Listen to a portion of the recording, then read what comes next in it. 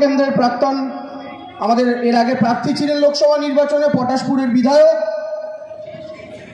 যুব সভাপতি উপস্থিত আছেন, ব্লকের সভাপতিরা উপস্থিত আছেন। আজকের অনুষ্ঠানের সভাপতি থেকে শুরু করে সঞ্চালক থেকে শুরু করে সকল নেতৃত্ব যারা এখানে আছেন, আমি প্রত্যেককে অভিনন্দন শুভেচ্ছা জানাই একত্রে। প্রথমেই হারমাদ মুক্তি দিবসে খেজুরির প্রত্যেকটা মানুষ যারা বাইরে থেকে আক্রমণ করা হারমাদদের তখন রুখে দিয়েছিলেন, তাদের বিরুদ্ধে প্রতিরোধ গড়ে তুলেছিলেন, সেই খেজুরির মা মাটি মানুষকে আমি নতমস্তক প্রণাম জানাই। কিন্তু তফাৎ একটা হয়েছে, সেদিনের হারমাদগুলো, সেদিনেরই সিপিএম গুলো ক্ষমতা থেকে যাওয়ার পর তাদের মনটা চিরবির করছিল, হাওয়াই চটি পড়া মেয়েটা আমার বাপ কাকাদের সাম্রাজ্য ঘুচিয়ে দিয়েছে, কি করব। কিন্তু তারা লাল ঝান্ডা ধরে তো দিদির বিরুদ্ধে লড়াই করতে পারছে না, কি করবে উপায় খুঁজছিল। হঠাৎ করে গুজরাট থেকে উত্তরপ্রদেশ থেকে একটা পার্টি এলো, নতুন একটা সিম্বল নিয়ে এলো পদ্ম ফুল। ওরা ভাবলো কাস্তে হাতুড়ি তারার চিহ্ন ধরে মমতা ব্যানার্জিকে আর হারানো যাবে না, তাই পদ্ম ফুলের ঝান্ডাটা ধরি। লাল পতাকা যে মানুষগুলো ধরেছিল, মায়েরা যারা লাল ছাপার শাড়ি পরেন তারা ভালো মতো জানেন, লাল ছাপার শাড়িটা একটু বেশি করে সার্ফ এক্সেল দিয়ে যদি বাথরুমে আছাড় মেরে মেরে কাচেন, লাল শাড়িটা একটু জলে ধুয়ে গিয়ে রংটা গেরুয়া হয়ে যায়। সিপিএম এর লাল ঝান্ডাটা ওই অবস্থা হয়েছে, ওই হারমাদগুলোই এখন বিজেপির জল লাগে। একই প্রোডাক্ট, একই কাপড়ের ছিট, দুটোর মধ্যে কোনো তফাৎ নাই। এই এলাকার একজন নেতা ছিলেন, তৃণমূল কংগ্রেস কর্মীদের সাথে সখ্যতাও ভালো ছিল, লোভ দেখিয়ে রাখতেন তৃণমূল কর্মীদের। তৃণমূল কর্মীরা তাকে পছন্দ করতেন কেন? কারণ তিনি বোঝাতেন আমরা তোমার সঙ্গে আছি, আমি নেত্রীকে কতটা ভালোবাসি, আর আমরা কর্মীরা বড্ড বোকা। আমরা সেই নেতাটাকে তত বেশি ভালোবাসি যে নেতাটা আমার দিদিকে ততটা ভালোবাসে। আমরা সেই নেতাকেই নেতা বানাই যে নেতা আমার দিদিকে তত বড় নেত্রী ভাবেন। আমরা প্রত্যেকটা তৃণমূল কংগ্রেস কর্মী যদি স্বামী বিবেকানন্দ হই, তবে আমাদের রামকৃষ্ণ সেই হওয়ার যোগ্যতা রাখে যে রামকৃষ্ণ মা কালীর ভক্ত হতে পারেন। আমরা সেই দেখে নেতা বাড়েন। শুভেন্দুবাবু মমতা বন্দ্যোপাধ্যায়ের প্রতি কত ভালোবাসা দেখালেন, হাজার হাজার কর্মীদের বোকা বানালেন। একটা সুযোগ এলো, 35টা পদ দিয়ে দিদি মাটি থেকে লোকটাকে মাথায় তুললো। একটা সুযোগ এলো, 35-এর পর 36 কেন হলো না? শুধু এইটুকু অভিমানের বসে যে মা তাকে ছোট থেকে বড় করলো, সেই মায়ের বিরুদ্ধে কুৎসা করতে, গালাগালি করতে দুবার ভাবলো না। আর মায়েরা শুধু এখানেই শেষ নয়, রাজনৈতিক বিরোধিতা অনেক দলই করেছে। মমতা ব্যানার্জি 40 বছর বিরোধী রাজনীতি করেছেন। কেউ একটা মমতা ব্যানার্জি ক্লিপিং বার করে শোনাতে পারবেন যেখানে তৎকালীন মুখ্যমন্ত্রী জ্যোতি বসু আর বুদ্ধবাবুদের দিদি তুইতুকারি করে কথা বলতেন? পারবেন না। প্রত্যেকটা বক্তৃতায় বুদ্ধ বাবু, জ্যোতি বাবু বলে কথা বলতেন। আন্দোলন করেছেন, প্রতিবাদ করেছেন। বুদ্ধবাবুর পুলিশ দিদির ওপর অত্যাচার করেছে, জ্যোতিবাবুর পুলিশ দিদির চুলের মুঠি ধরে বার করে দিয়েছে। তারপরেও দিদি বেরিয়ে এসে বাইক দিয়ে বলেছেন, রেগে গেছেন, চিৎকার করেছেন, কিন্তু জ্যোতি বাবু বলেছেন। আর আজকে শুভেন্দু অধিকারী, মমতা বন্দ্যোপাধ্যায় যাকে এইটুকু থেকে এত বড় বানালো, সে মমতা বন্দ্যোপাধ্যায়কে আজকে তুই তুই করে কথা বলে। মায়ের বয়সী একটা মহিলাকে, মা সবাই হতে পারে না মানলাম, আমার প্রতিবেশী কাকিমাও আমার মা নয়, কিন্তু আমি কি সেই কাকিমাকে তুই তুই করে বলতে পারি? এইটুকু শিক্ষা কি আমাদের পেটে নেই? শুধু এই কথা নয়, একজন ব্রাহ্মণ বাড়ির মহিলা, তাকে ফুফা, খালা, বেগম কি না বলতে বাকি রেখেছে, কোনো শব্দ বাকি রাখে না। আমাদের বক্তব্যের জায়গা মায়েরা দাদারা একটু ভেবে দেখবেন, এই লোকটা গোটা পশ্চিমবঙ্গের কাছে পূর্ব মেদিনীপুরের মুখ কি উজ্জ্বল করছে না কলঙ্কিত করছে? আপনাদের চিন্তা করতে হবে। আমি পূর্ব মেদিনীপুরের লোকসভা একটা কেন্দ্র থেকে প্রার্থী ছিলাম। এই জেলার মানুষ 7 লাখের কাছাকাছি মানুষ আমাকে ভোট দিয়েছেন। আমি হয়তো জিততে পারিনি, তাই কিছুটা ঋণগ্রস্ত আমিও এলাকার মানুষের কাছে, এই জেলার মানুষের কাছে। 3 মাসের জন্য আমি যদি আপনাদের ভাইয়ের মতো বা ছেলের মতো হয়ে থাকি, আমি আপনাদের এইটুকু বলছি, মায়েরা, পূর্ব মেদিনীপুরের মানুষকে, খেজুরির মানুষকে, শুভেন্দু অধিকারীকে আপনারা যত তাড়াতাড়ি পারেন এই মাটি থেকে ত্যায্য পুত্র করুন। আপনাদের সন্তান হওয়ার যোগ্যতা, এই মাটির সন্তান হওয়ার যোগ্যতা শুভেন্দু বাবুর নেই। এই মাটি সেই স্বাধীনতা সংগ্রামীদের মাটি, ব্রিটিশের গুলির সামনে এই মাটির মাতঙ্গিনী হাজরা 70 বছর বয়সে বুক চিতিয়ে দাঁড়িয়ে থাকতো, গুলির পরোয়া করতো না। সে গুলি খেয়ে যখন লুটিয়ে পড়তো তার সাদা শাড়িটা রক্তে লাল হয়ে যেত।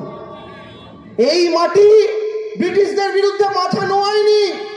এই মাটির ঘরে ঘরে গেলে বাপ দাদা ঠাকুরদাদের মধ্যে স্বাধীনতা সংগ্রামী পাবেন।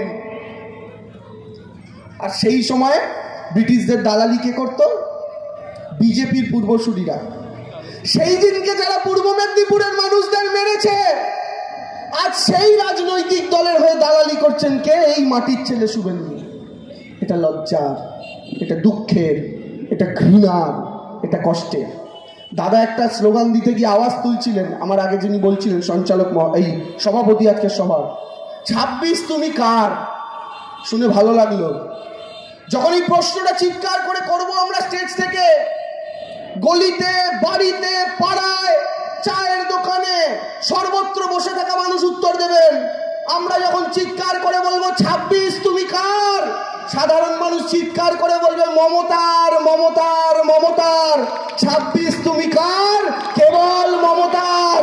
26 তুমি কার? কেবল মমতার। কারণ মমতা বন্দ্যোপাধ্যায় বাংলাকে যা দিয়েছে তা এর আগে কোনো সরকার দেয়নি, আর ভবিষ্যতেও কেউ দিতে পারবে না। এখন এসআইআর হচ্ছে, মায়েরা ফর্ম ফিল আপ তো করেছেন আপনারা, বাড়ি বাড়িতে যাচ্ছে। আমাদের দলও বিভিন্ন জায়গায় ক্যাম্প করছে, মানুষের পাশে আমরা আছি। কিন্তু এসআইআরে কিন্তু বিজেপি হাওয়া। সাধারণ মানুষকে বিপদে ঠেলে দিল। একটা করে কাগজ বাড়িতে বাড়িতে, এবার ফিল আপ করো। এ মাটি তোমার থাকবে কিনা একটা কাগজ ঠিক করে দেবে। আপনার রক্ত নয়, আপনার ঘাম নয়, এ মাটিতে দেওয়া আপনার পরিশ্রম নয়, একটা পাতলা ফিনফিনে জেরক্স পেপার ঠিক করে দেবে আপনি এ মাটির মানুষ হবেন কিনা। আমার পূর্বপুরুষদের, আপনার পূর্বপুরুষদের স্বাধীনতা সংগ্রামের কোনো গুরুত্ব নেই, কিন্তু এই যে বিপদে নামিয়ে দিল, গোটা রাজ্যের মানুষকে বিপদে ঠেলে দিল। বলছে কি? বলছে বাংলাদেশি মুসলমান ধরতে হবে, তাই এসআইআর। বাংলাদেশি মুসলমান কত আছে? কত আছে জানি না আমরা। শুভেন্দু বলে হচ্ছে 5 লাখ, 10 লাখ, 50 লাখ। পশ্চিমবাংলার জনগণ কত? 10 কোটি। গল্পটা কেরম দাঁড়ালো জানেন মায়েরা? একটা গ্রামে চোর ঢুকেছে, পুলিশ চোর ধরতে পারছে না, কিন্তু চোরগুলোকে মারতে হবে। তাই পুলিশ কি সিদ্ধান্ত নিল? গ্রামেই আগুন লাগিয়ে দেবে। চোরগুলো তো মরবে, কিছু মানুষ পরে মরুক। সেটা কি দেখা গেল? 500 জনের গ্রামে ঢুকেছিল 2টা চোর। 2টা চোরকে ধরতে পারেনি বলে 500 জনের বাড়িতেই আগুন লাগালো দুটোকে মারার জন্য। এইটা হচ্ছে এসআইআর। এই যে 49 জন লোক মারা গেছে আজকে পশ্চিমবঙ্গে, কেউ আতঙ্কে, কেউ হার্ট অ্যাটাকে, বিএলওরা মারা যাচ্ছে প্রেশার নিতে না পেরে। আমি দায়িত্ব নিয়ে বলছি, সংবাদ মাধ্যমের ক্যামেরার সামনে বলছি, মমতা ব্যানার্জি বারবার বলেছিলেন 2002-এ যে এসআইআর হয়েছে 2 বছর ধরে হয়েছিল। তাহলে আজকে 2025-এ আমরা তো বলছি না করবেন না, করুন। কিন্তু 2002-তে যদি 2 বছর সময় লেগে থাকে, আজকে 2 মাসে কি করে করা সম্ভব? জনসংখ্যা তো বেড়েছে, কমেনি। সেদিন রাজ্যের জনসংখ্যা ছিল 6 কোটি, আজকে রাজ্যের জনসংখ্যা 10 কোটি। সেদিন 2 বছর টাইম দিয়েছেন, আজকে বলছেন 2 মাসে কর। আর এই প্রেশারগুলো কাদের ওপর গিয়ে পড়ছে? সেই বিএলওদের কাঁধে, যারা বাড়িতে বাড়িতে গিয়ে আপনাদের ফর্মগুলো দিচ্ছে। এরা অধিকাংশ স্কুল টিচার।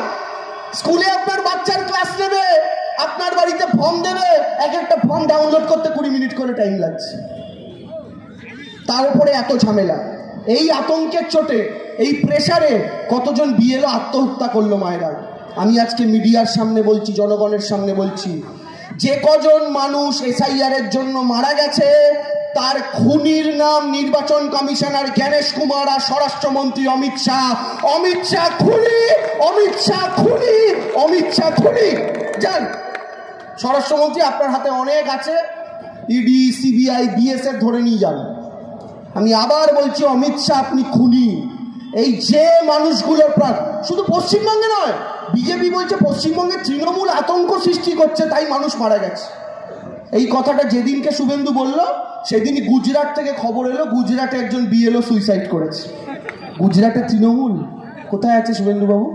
আপনি তো আমাদের বিরাট বড় পার্টি বানিয়ে দিচ্ছেন। গুজরাটে তো আমরা নেই, আপনারা আছেন ক্ষমতায়। কেন মারা গেল? রাজস্থানে একজন বিএলও সুইসাইড করলো। কেন? রাজস্থানে তৃণমূল আছে? নেই। পশ্চিমবঙ্গে যদি তৃণমূলের আতঙ্কে মারা যায়, গুজরাটে কেন মারা গেল? রাজস্থানে কেন মারা গেল? বিজেপি এই রাজনৈতিক দল মায়েরা ক্ষমতায় আসার পর থেকে শুধু জ্বালিয়েছে সাধারণ মানুষকে। নোটবন্দি মনে আছে? 500 আর 1000-এর নোট বাতিল। মোদিজির কিচ্ছু না, হঠাৎ একদিন ঘুম থেকে ওঠে দাঁত মাজার আগে ভাবে আজকে জ্বালাবো কি করে, কোনো কাজ নেই। হঠাৎ ঘুম থেকে উঠলো, মেরে প্যারে ভাইও বহনা আজ दोपहर 12 बजे से 500 और 1000 रुपया बंद। দারুণ, উনি ঘোষণা করে দিলেন বন্ধ। এবার মানুষ মরে মরুক, ওনার কি? দিল্লিতে ঠ্যাঙের ওপর ঠ্যাং তুলে বসে থাকবেন আর দাড়িতে একটা করে কালো দাড়ি বেরোলে খালি সাদা কলপ করবেন। কি কাজ? উনি প্লেনে চাপবেন, আজকে যাবেন আমেরিকা, কালকে যাবেন রাশিয়া, পরশু যাবেন জাপান, তারপরের দিন চীন। আর আমি আপনি ব্যাংকের লাইনে দাঁড়িয়ে বলবো বাবু আমার পুরানো 500টা পাল্টে দেবে গো।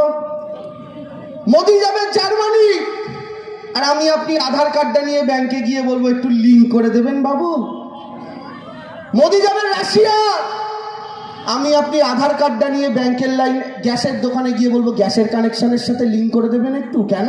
কারণ মোদিজি বলে দিয়েছে গ্যাসে লিঙ্ক না হলে আবার 1000 টাকা ফাইনও নেবেন। ফাইনও কেটেছে অনেকে। আচ্ছা, আমরা শুধু লিঙ্কই করিয়ে যাবো? আমাদের জীবনটা কি লিঙ্কেই কেটে যাবে? শুধু লিঙ্ক, আধার লিঙ্ক গ্যাস, আধার লিঙ্ক ব্যাংক, আধার লিঙ্ক ভোটার। আরে যদি লিঙ্কই করাবেন তাহলে বলছেন না কেন এসআইআর আধার চলবে না? গোষ্ঠীর সব কিছুর সাথে লিঙ্ক করিয়ে নিচ্ছেন, শুধু মুড়িয়ে আমাদের কানে ঢুকিয়ে দেওয়া বাকি আধারটা। তারপর বলছেন আধার কিছুতে চলবে না, তাহলে লিঙ্ক করালেন কেন?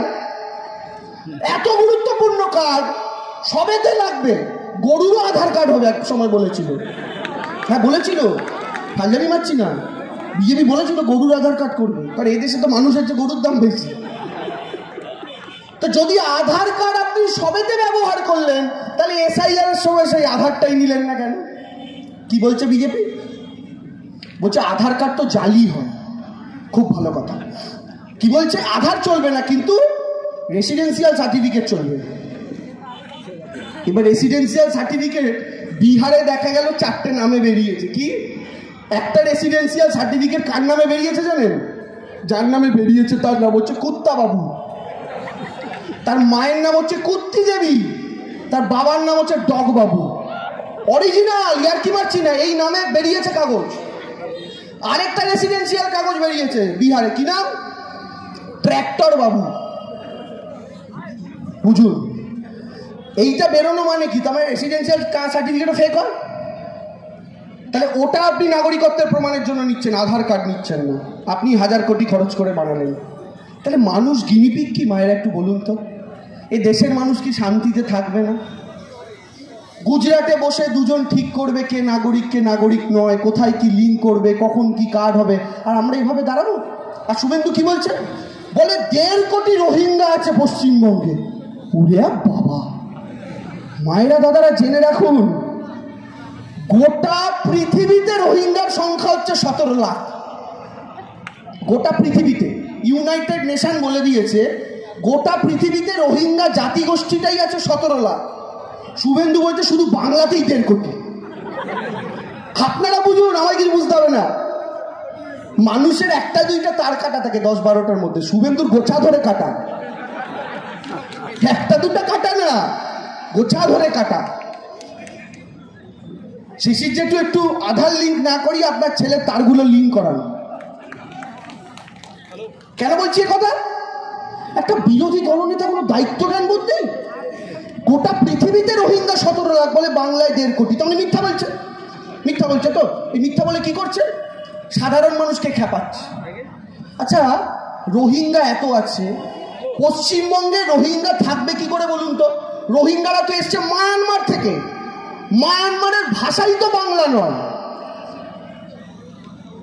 পশ্চিমবঙ্গে থাকতে গেলে হয় এখানে বাংলাভাষী লোক থাকবে, হিন্দিভাষী লোক থাকবে, পাঞ্জাবি দু একজন থাকতে পারেন কম সংখ্যায়, তারা ওই পাঞ্জাবি ভাষায় কথা বলেন।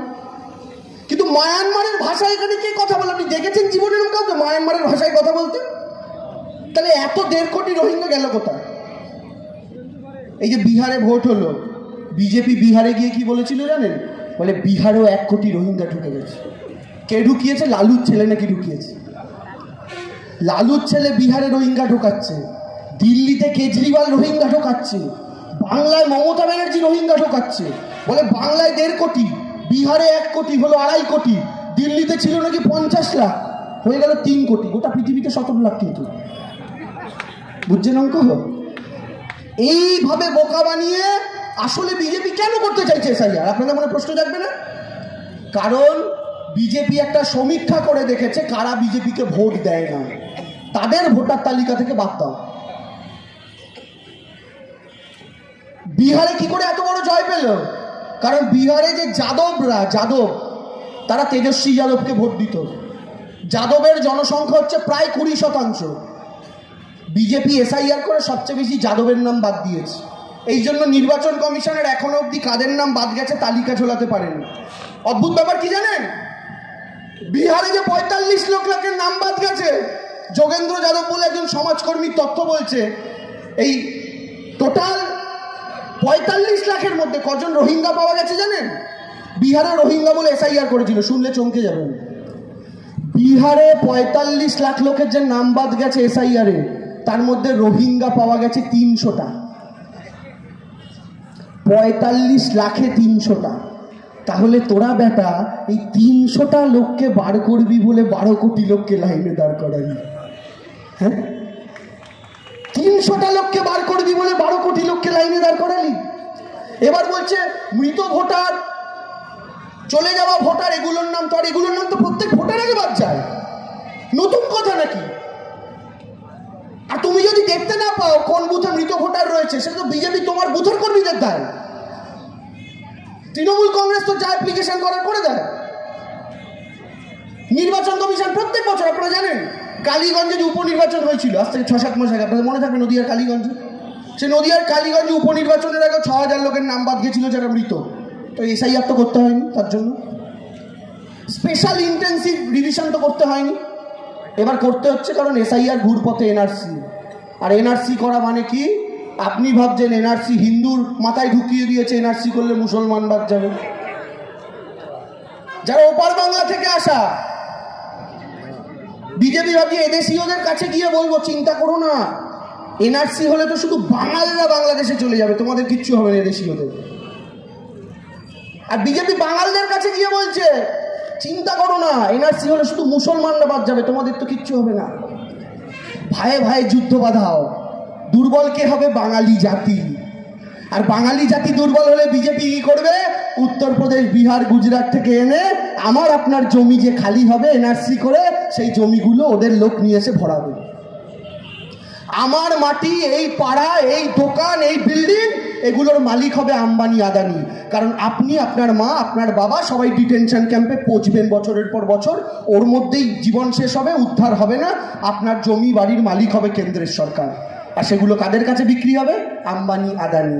আপনার পাড়ায় তুলসীর মঞ্চ, আপনার পাড়ার মন্দির, আপনার পাড়ার মসজিদ, ছোটবেলায় যে পুকুরে মাছ ধরতেন, ছোটবেলায় যেখানে বন্ধুদের সাথে কাবাডি খেলতেন, ছোটবেলায় যে স্কুলে এক ড্রেস পরে প্রার্থনায় অংশগ্রহণ করতেন, যে মাঠে ছুটেছেন, বেরিয়েছেন, পড়েছেন, যে বাড়ির উঠোনে বসে মায়েরা আরেক মায়ের চুলে বিনুনি বেঁধে দিয়েছেন, ডিটেনশন ক্যাম্প থেকে 50 বছর পর বুড়ো থুরথুরে হয়ে বেরিয়ে যখন নিজের বাড়িটা খুঁজতে আসবেন, দেখবেন সেই বাড়িতে আর কোনো বাঙালি থাকে না, উত্তরপ্রদেশ, গুজরাট থেকে আসা লোকেদের বাস।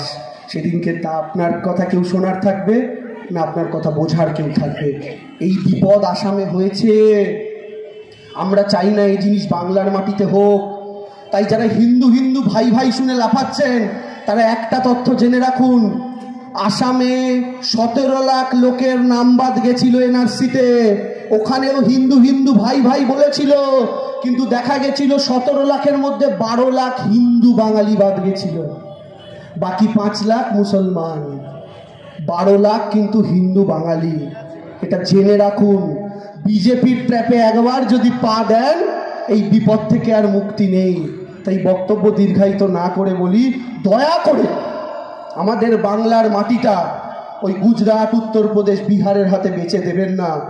বাংলা ভাষায় কথা বলা মানুষগুলোর এই একটাই মাটি অবশিষ্ট আছে, পশ্চিমবঙ্গ। ওরা বহিরাগত শক্তি বাইরে থেকে আসছে। 21-এ আমরা স্লোগান তুলেছিলাম, বাইরে থেকে বর্গী আসে নিয়ম করে প্রতি মাসে খেলা হবে, স্লোগান শুনেছিলেন? এই যে বর্গী কারা, এই যে বর্গী কথাটা ব্যবহার করেছিলাম কে?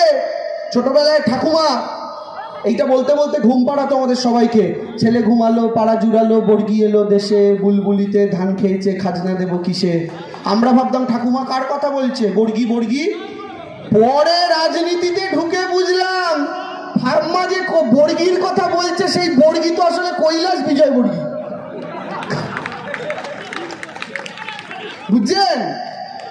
এরা হচ্ছে সেই বর্গী বহিরাগত শক্তি, বাংলায় আসতে চায়, বাংলার মাটি সম্পদ দখল করতে চায়। ব্রিটিশরা বাঙালি জাতিকে ভয় পেত, কারণ সবার প্রথম আন্দোলন এ মাটিতে শুরু আর শেষও হয়েছিল এ মাটিতে। আর ব্রিটিশরা বাংলার মধ্যেও সবচেয়ে বেশি ভয় পেত পূর্ব মেদিনীপুরের মাটিকে। আজকে বিজেপি সেও জানে যদি বাংলা মাথা উঁচু করে দাঁড়ায় সবার আগে বিজেপি সরকারের পতনই বাংলার মাটি থেকে হবে। তাই যেন তেন প্রকারেণ বাংলাকে দুভাগ করো। কিভাবে দুভাগ?